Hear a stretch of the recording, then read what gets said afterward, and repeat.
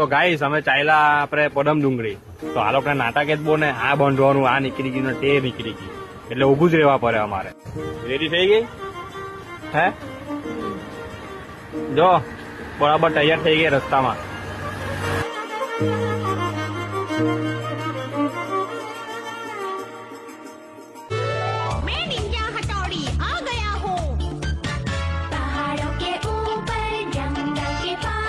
તો ગાઈસ પડમ ડુંગળી તો અમે આવી ગયા પણ ગરમી એટલી ને કે આ ચડતા ચડતા આખા પસીનાવાળા થઈ ગયેલા છે અમે તો